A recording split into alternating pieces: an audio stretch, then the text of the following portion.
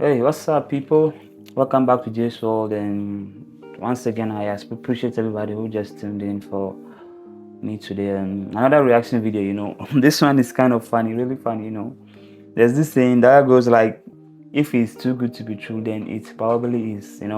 If something is too good to be true, then there's a high chance it is too good to be true for real. You have to like second doubt, more like doubt it and maybe back away. Of course, people always make mistakes and. Now this one is coupled with I think greed, yeah, and false expectations because you don't know somebody. Let me pause here. Just want to get to the story. So kindly like and subscribe as usual for your boy and support. Just support.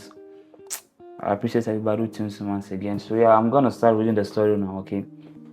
I met a man online a year ago. He is 45 years old and he said he was divorced.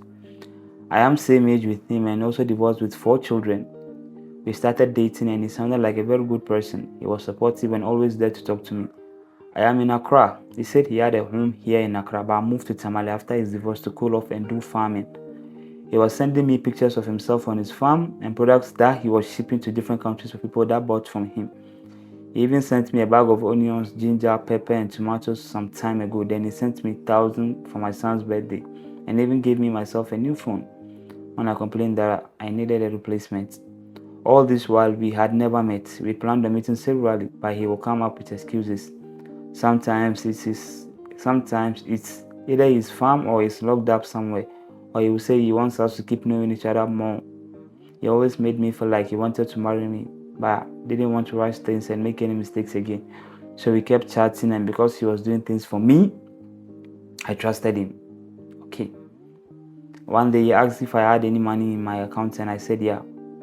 He said he was in need and needed a loan that he will pay back in a week or 2. I asked the amount and he said he needed 200,000 Ghana cedis. Wow.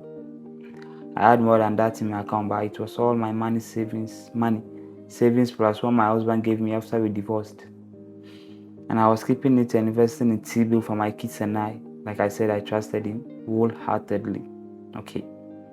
So I was willing to send him the money, but he said he didn't want to incur additional charges. So if I could give him my bank details for him to log into my bank account on the app on his phone, he would just withdraw what he needs while I monitor him.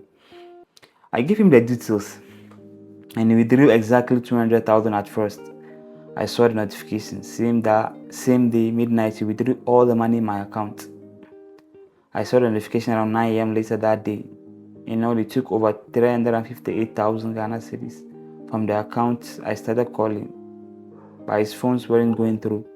I took the issue to the police station. They found the man, but upon investigation, they discovered that whoever was texting me was just using the man's images. The man was innocent. He was freed, and for a month now, the police haven't given me any information. I've really been sad and thinking now I want to take things into my own hands and recover my money. Please, what do I do now? How can anyone help me? That is all my money. Practical. Okay, bro. I guess everybody heard the story. This is just pure scam and fraud. But I mean, the reason why I had to come up more like with these stories because, like, sometimes women, I don't understand some women. She's saying that just for the mere fact that the guy was assisting her financially, she trusted him. She didn't meet him. She trusted him because he was assisting her financially and all that. So that made me question, like, so at this point in time, like, what will make a woman truly trust you? Is it because of what you can do for her? I'm not against it though. I'm not against it. But in a situation like this, you feel like most women will fall victim to this kind of thing if they have this mindset. Someone you met online and is pulling favors for you without you even earning them.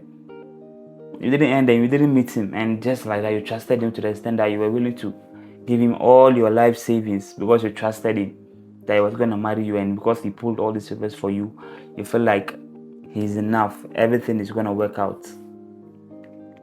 I'm just surprised, like how gullible some people can be, to these kind of situations. 350, how much? 358,000 Ghana cedis. Wow. Over what? A bag of onions, 1,000 Ghana cedis, pepper, phone. That's it. And she has already been swept off her foot. she's trusting someone because he gave her these things in advance without demanding anything.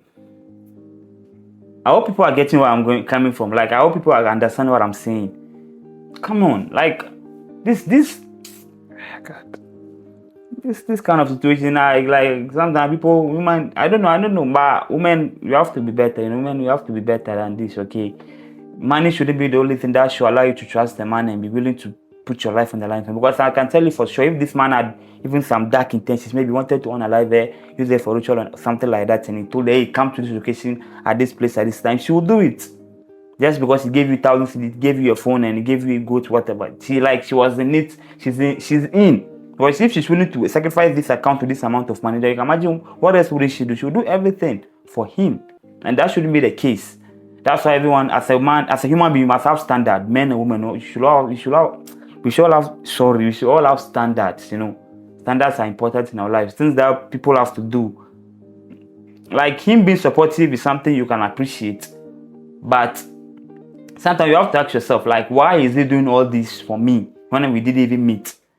Why is he doing all this for me? Because human beings, everybody, at least you have to be logical in life, Being logical will help you in so many situations. But of course, women, this is not like I'm against women, but like women are always emotional. And she was in her emotions. She felt like he cared. He loved her. He's willing to do everything for her. As long as he did all this for her without asking for anything in return, then he's the one.